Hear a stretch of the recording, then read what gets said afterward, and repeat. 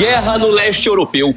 O Ministério Ucraniano das Relações Exteriores afirmou que a única real garantia de segurança para o país é a adesão plena à Organização do Tratado do Atlântico Norte. Na Síria, o regime de Assad, aliado do Irã e da Rússia, perdeu o controle total de Alepo pela primeira vez desde o início da Guerra Civil em 2011. E mesmo após o cessar-fogo entre Israel e Hezbollah no Líbano, os conflitos no Oriente Médio parecem não ter um fim próximo. Eu sou Eliseu Caetano e pela próxima meia hora aprofundaremos a discussão e analisaremos mais sobre as principais guerras que preocupam o cenário mundial. Diretamente daqui, de Washington, nos Estados Unidos, o Jovem Pan Internacional está no ar.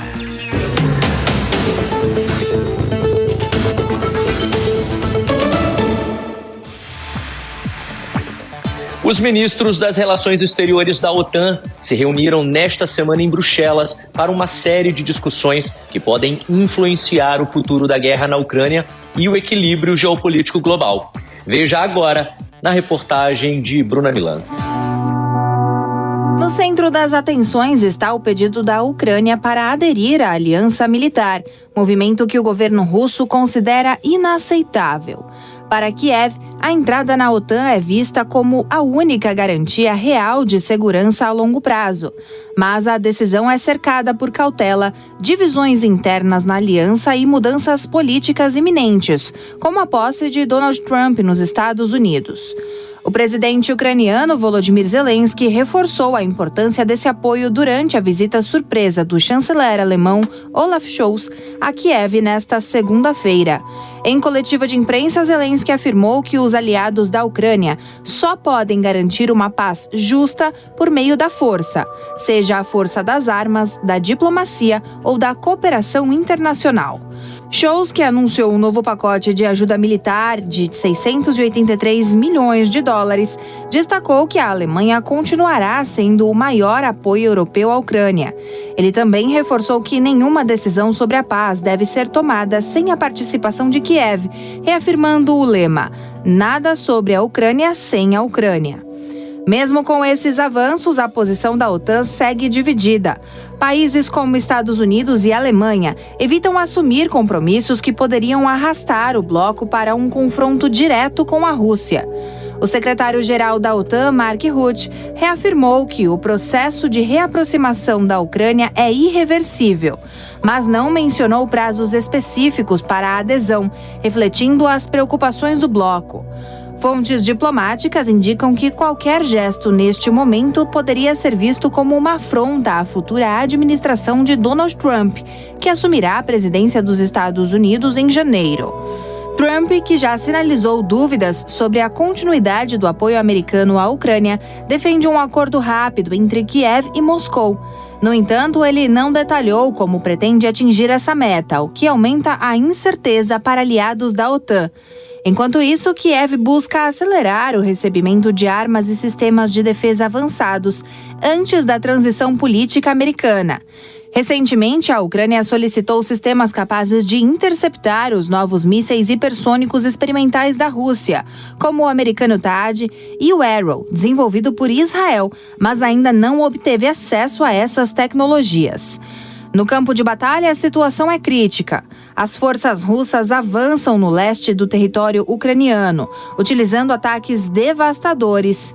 Em resposta, a Ucrânia lançou mísseis britânicos e americanos em território russo, aumentando as tensões. Zelensky reiterou que, antes de qualquer negociação, é fundamental que o país receba mais armamentos e garantias de segurança da OTAN. Enquanto líderes como Scholz buscam um equilíbrio entre apoio militar e diplomacia, a pressão aumenta sobre as potências ocidentais. A visita do chanceler alemão, que não ia a Kiev desde 2022, teve como objetivo demonstrar solidariedade e apoio contínuo, mas também trouxe um apelo por moderação para evitar uma escalada ainda maior. Scholz reforçou que a Rússia não pode impor uma paz ditada à Ucrânia, destacando que a paz precisa ser justa, equitativa e duradoura. No entanto, a cautela da OTAN reflete não apenas as tensões do momento, mas também os desafios políticos e logísticos. A guerra, que já dura mais de 1000 dias, cobra um preço alto, enquanto Kiev luta contra o tempo para garantir todo o apoio possível antes que uma nova administração americana mude os rumos das negociações. A reunião em Bruxelas, marcada por um jantar de trabalho e sessões plenárias, deve definir nos próximos passos da aliança. Para a Ucrânia, cada decisão é crucial, enquanto busca armas, diplomacia e alianças para enfrentar uma das crises mais complexas da história recente. A dúvida que persiste é: até onde a OTAN e seus aliados estão dispostos a ir para apoiar Kiev sem provocar um conflito direto com Moscou? O grupo islamita Hayat Tahrir al-Sham, atualmente à frente da coalizão que tomou a cidade de Alepo, tem sido uma figura controversa no cenário do norte da Síria. Todos os detalhes na reportagem de Camila Yunis. Originalmente vinculado à Al-Qaeda, o Hayat Tahrir al-Sham tem tentado ao longo dos anos se distanciar dessa associação e se apresentar como uma alternativa política local, embora ainda enfrente resistência das potências ocidentais que não reconhecem a transição. O grupo, antes conhecido como Jabhat al-Nusra, que jurava lealdade à Al-Qaeda, deu uma guinada significativa em sua trajetória.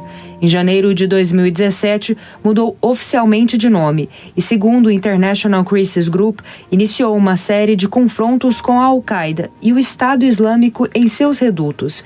Esse movimento foi interpretado como uma tentativa de redefinir o grupo no contexto da guerra síria e da política regional. Composto principalmente por combatentes sírios, o grupo passou a se posicionar como uma força autossuficiente no cenário político do norte da Síria, principalmente após assumir o controle da maior parte da província de Idlib em 2019. Na região, o grupo não só assumiu o controle militar, mas também criou um governo de segurança, que administra a economia local e estabelece a lei, com a maioria dos juízes sendo leais à sua causa. Este governo de segurança, que oferece serviços essenciais à população em coordenação com a ONU, é visto por alguns como uma alternativa pragmática às administrações caóticas de outras partes da Síria. Embora o poder centralizado do Hayat Tahrir al-Sham seja criticado por muitos e taxado como autoritário. Esse desenvolvimento é visto com um certo ceticismo por analistas internacionais. O Southern Center, com sede em Nova York, observa que os rebeldes na região começaram a estabelecer estruturas de protogovernança, com tentativas sofisticadas de estabilizar a economia local, subsidiar preços de alimentos e até estabilizar setores essenciais como os bancos e energia. Embora essa tentativa de governança seja uma novidade na Síria, ela é limitada pelo controle rígido do grupo islamista sobre os recursos e a população. O Hayat Tahrir al-Sham tenta se distanciar do radicalismo jihadista, como ficou claro em uma entrevista de 2023 com o líder do grupo Abu Mohamed al-Julani. Durante a entrevista, o jornalista Wassim Nasr, do jornal francês Le Figaro, citou al-Julani afirmando que o grupo não está mais comprometido com a jihad internacional. Segundo o jornalista, essa prática só leva à destruição e ao fracasso, e diz que o grupo mudou de foco, buscando uma governança mais voltada para as necessidades locais, o que inclui permitir que as mulheres frequentem escolas, dirijam e até fumem nas ruas, um contraste claro com o regime extremista anterior. Para o especialista Jérôme Drevon, do International Crisis Group, essa mudança pode ser genuína. Ele destaca que, embora seja difícil de acreditar, em 2017, quando o Hayat Tahrir al-Sham adotou uma postura mais pragmática, o grupo passou a se comportar como uma força insurgente, sem a intenção de promover um terrorismo internacional. Isso deveria, segundo ele, levar as potências ocidentais a reavaliar posicionamentos em relação ao grupo, que ainda é visto como uma organização terrorista pela ONU, Estados Unidos e alguns países europeus. Entretanto, nem todos acreditam nessa transição. A especialista Tami Palacios, do New Lines Institute, argumenta que o grupo islamista ainda mantém laços com organizações jihadistas mais radicais e continua sendo uma ameaça potencial. Ela observa que a mudança ideológica do Hayat Tahrir al-Sham pode não ser compartilhada por todos os membros do grupo e que sua liderança pode ainda ter interesses alinhados com os da Al-Qaeda. Palácios alerta que, embora tenha ocorrido um distanciamento no discurso da Al-Qaeda, o grupo fundamentalista não cortou totalmente as ligações com a organização síria. Essa ambiguidade torna o futuro do Hayat Tahrir al-Sham em relação ao reconhecimento internacional incerto, assim como os talibãs no Afeganistão, que assumiram o poder em 2021. O grupo islamista pode enfrentar dificuldades para sair das listas de organizações terroristas, especialmente após ter enaltecido os ataques do Hamas contra Israel em outubro de 2023. O especialista Hans Jacob Schindler, diretor do Counter-Extremism Project, argumenta que o grupo ainda mantém características de uma organização extremista, o que significa a permanência nessas listas. Em resumo, o Hayat Tahrir al-Sham continua sendo uma figura central no conflito sírio, com poder crescente na província de Idlib e um controle autoritário sobre a população local. Sua tentativa de se apresentar como uma alternativa política, com uma governança que oferece serviços e estabilidade em uma região devastada pela guerra, é vista com ceticismo por muitos, mas também reconhecida como uma mudança pragmática. No entanto, a proximidade com a Al-Qaeda, a retórica radical e as recentes alianças com grupos jihadistas faz com que a comunidade internacional tenha dificuldade de desassociar a imagem do grupo da organização terrorista.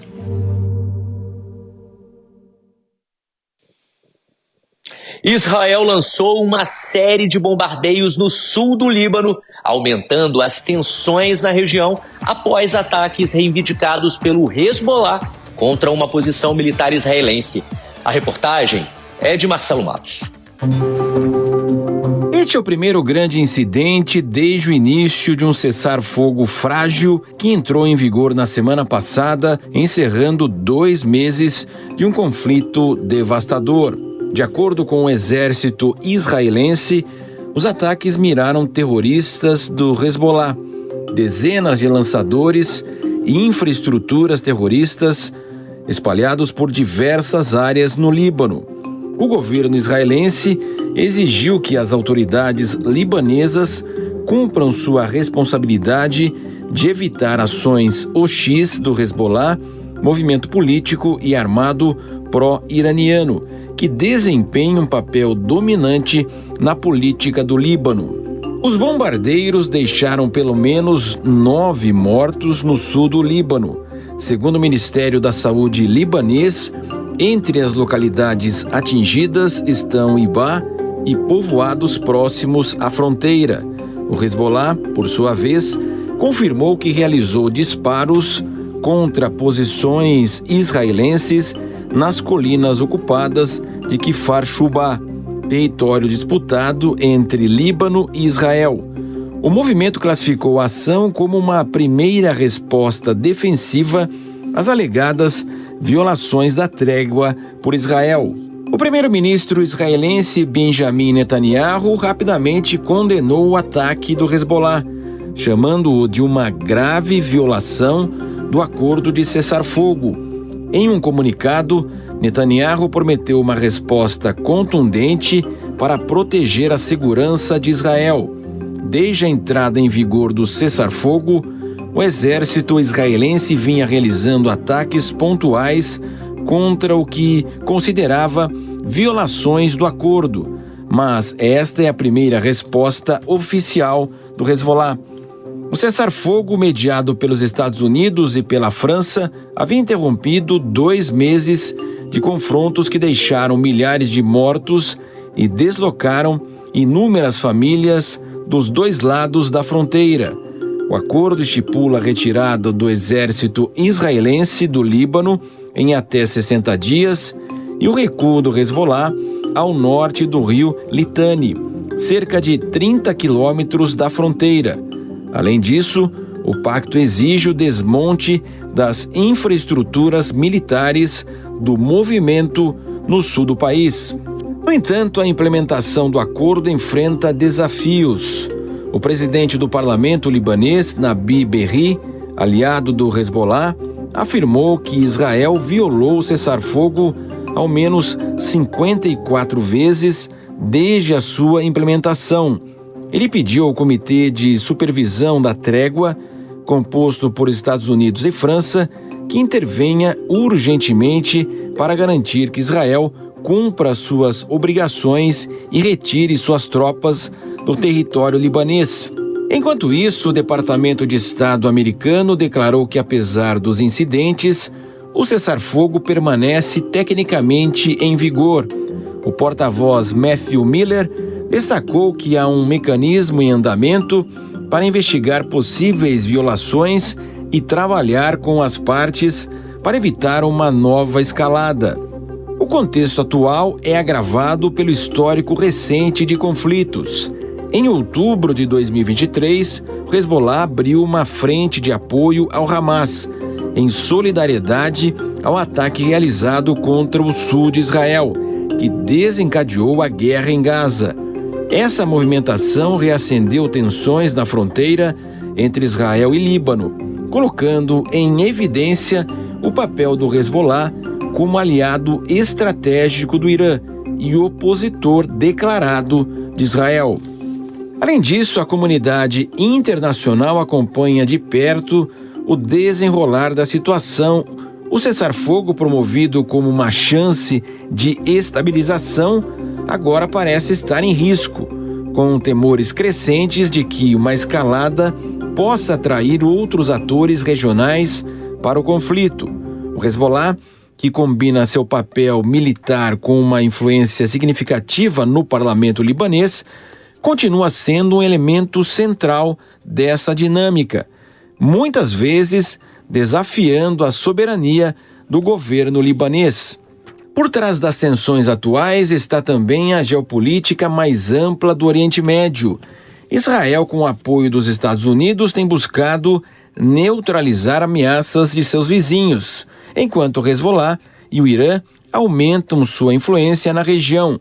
O acordo de cessar-fogo deveria servir como uma oportunidade para diálogo, mas os últimos acontecimentos levantam dúvidas sobre sua durabilidade. Com os bombardeios de ambos os lados e a troca de acusações, uma questão permanece: até onde essa nova escalada pode levar? Enquanto líderes internacionais trabalham para evitar um confronto mais amplo, as populações no sul do Líbano e norte de Israel continuam a viver sob a sombra de uma guerra que parece longe de terminar.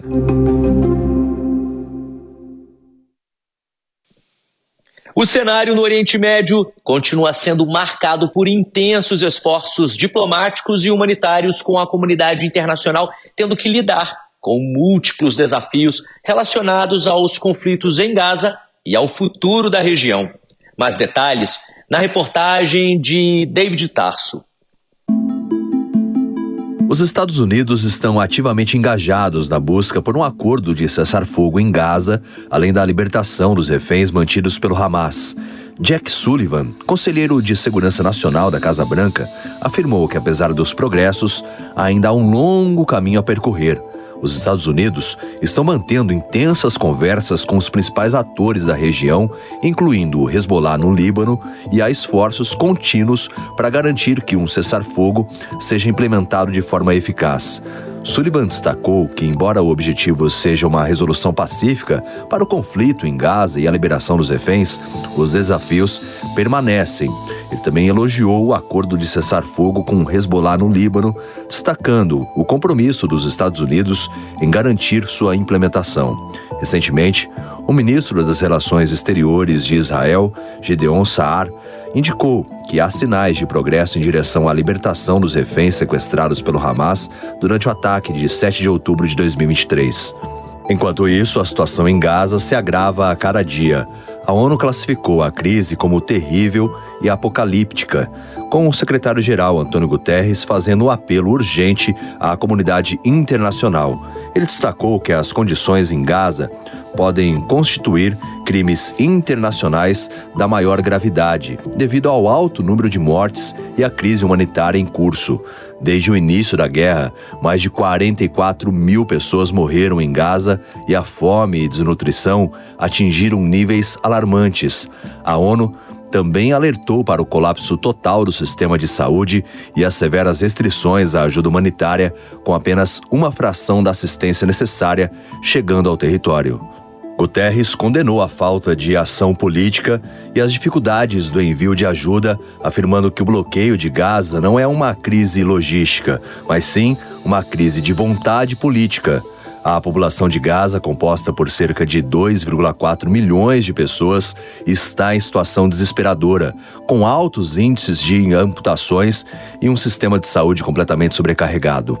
As organizações internacionais de ajuda têm repetido alertas sobre o risco de uma catástrofe maior, caso a ajuda não seja ampliada.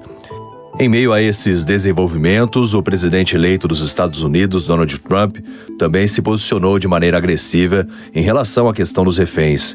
Em uma publicação em sua plataforma Truth Social, Trump ameaçou que, se os reféns sequestrados pelo Hamas não forem libertados antes de sua posse em 20 de janeiro de 2025, os responsáveis vão pagar caro. Ele afirmou que tomaria medidas duras contra os militantes que cometeram um ataque em 7 de outubro que resultou na morte de mais de 1.200 civis israelenses e no sequestro de 251 pessoas, das quais 97 ainda estão em cativeiro.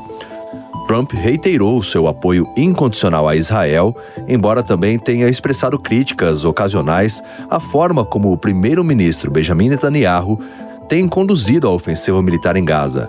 Em resposta ao ataque de 7 de outubro, Israel iniciou uma campanha de represália que resultou na morte de mais de 44 mil pessoas em Gaza, segundo o Ministério da Saúde local, cujos números são considerados confiáveis pela ONU. A situação em Gaza e as ameaças de Trump refletem a complexidade e a gravidade do conflito, que continua a testar os limites da diplomacia internacional e desafiando os esforços para encontrar uma resolução pacífica. Ao mesmo tempo, a crise humanitária em Gaza exige uma resposta urgente e coordenada, enquanto a comunidade internacional permanece dividida sobre como lidar com os diferentes facções e interesses na região.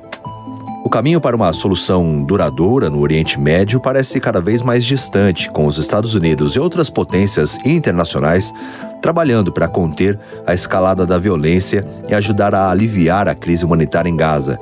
Enquanto isso, o impacto da guerra continua a afetar profundamente as vidas de milhões de civis, com as consequências humanitárias atingindo níveis alarmantes. A combinação de questões diplomáticas, humanitárias e militares torna o cenário no Oriente Médio um dos mais desafiadores do século XXI, com o futuro da região ainda incerto.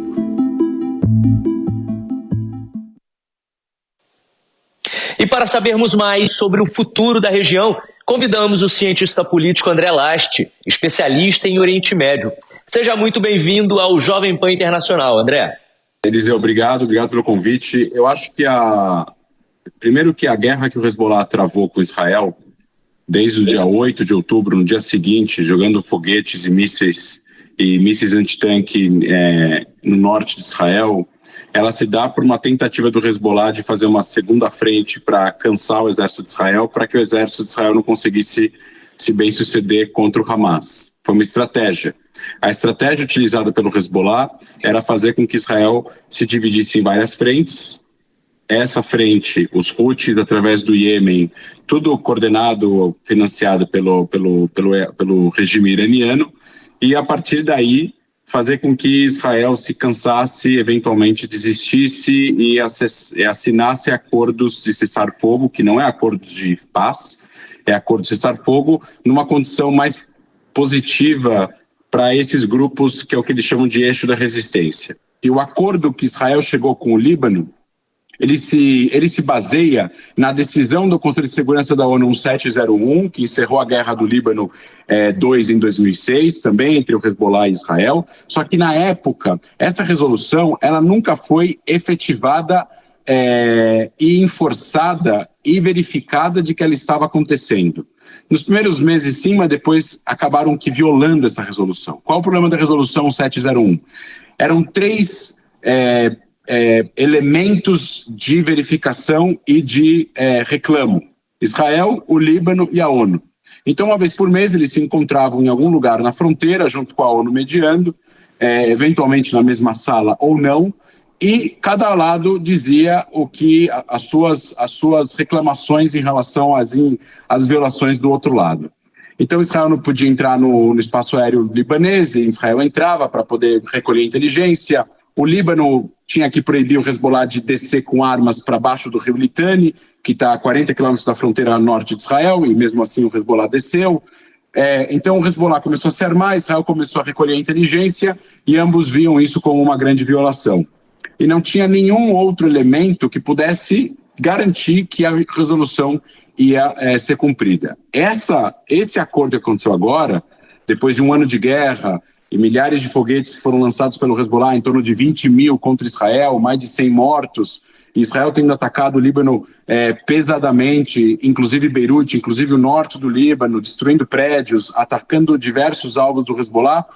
Esse acordo, ele é uma resolução 1701, porém com alguns elementos a mais. E esses elementos a mais eu vejo como algo mais positivo para o lado de Israel. O primeiro elemento é a inclusão da França e dos Estados Unidos dentro desses 3 participantes que já estavam participando. Então temos agora Israel, Líbano, ONU, França e Estados Unidos. E Israel agora tem como dialogar com um parceiro a qual ele confia, que é a França e os Estados Unidos, trocar inteligência e falar: estão violando a resolução. 2, Israel tem a liberdade de recolhimento de inteligência entrando no céu do Líbano com aviões de inteligência, isso assinado pela resolução, ou seja, a resolução coloca isso como uma legalidade, e se Israel identificar algum tipo de eventual ameaça imediata à sua soberania ou ataque imediato de mísseis do Líbano contra Israel, Israel pode atacar em defesa sem precisar avisar as outras partes da resolução. E se eles estiverem construindo a largo prazo alguma coisa que não seja iminente, mas é um perigo a longo prazo, Israel pode informar os participantes desse grupo e efetuar um ataque preventivo. Então isso dá a Israel uma prerrogativa do uso da força, caso seja necessário, que o Hezbollah não tinha, que não existia antes, e que o Hezbollah gozava de uma certa liberdade que ele não vai mais gozar nesse momento. Isso vai fazer, eventualmente, com que o Hezbollah tenha muita dificuldade de reconstruir o seu poder bélico no sul do Líbano, porque Israel vai identificar e vai atacar, e obviamente vai ter muito mais olhos olhando para o Líbano, olhando para o sul do Líbano e evitando que o Hezbollah consiga reconstruir essa infraestrutura que eles construíram e que Israel destruiu nos últimos 4, 5 meses, quando a guerra começou a ficar uma guerra de longa duração. Isso em relação ao Líbano.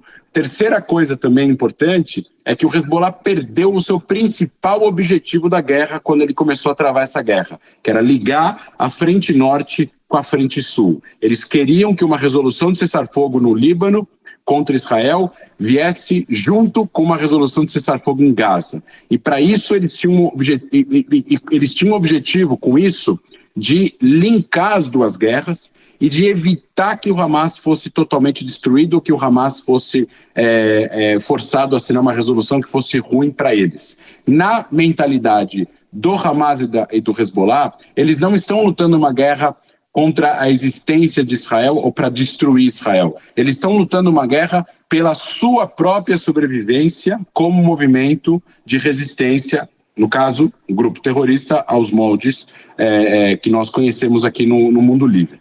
2 grupos terroristas que iniciaram a batalha com um exército que é muito mais forte que o deles e, contanto, eles desejam tirar um preço alto de Israel e não serem destruídos no decorrer desse processo.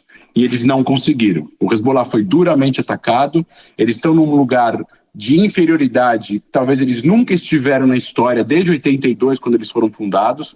Eles não têm como ligar agora o cessar-fogo no Líbano com o cessar-fogo em Gaza. O Hamas foi deixado sozinho para lutar essa guerra, porque o Irã foi atacado, o Hezbollah foi atacado, os Houthis foram atacados não só por Israel, mas pelos Estados Unidos.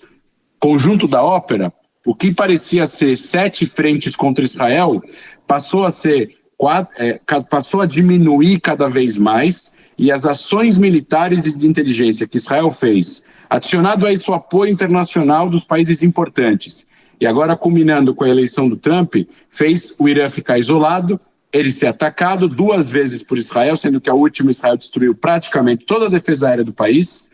Os Houthis estão a 2.000 quilômetros de distância, então não é uma ameaça para Israel. O Hamas praticamente destruído militarmente e o Hezbollah destruído militarmente, talvez menos do que o Hamas em Gaza, mas politicamente destruído no Líbano. E isso é positivo no próximo ano. Na minha opinião, no próximo ano, caso a gente veja um cessar-fogo em Gaza, com troca de reféns, sem a saída militar de Israel da região no primeiro momento, e a construção de um governo palestino alternativo, é positivo. É positivo porque a gente está falando que o Hamas perde controle total da região e passa a ser um grupo terrorista que vai continuar existindo, porém muito mais fraco do que nesse momento. Muito obrigado pela sua participação, André, e até a próxima.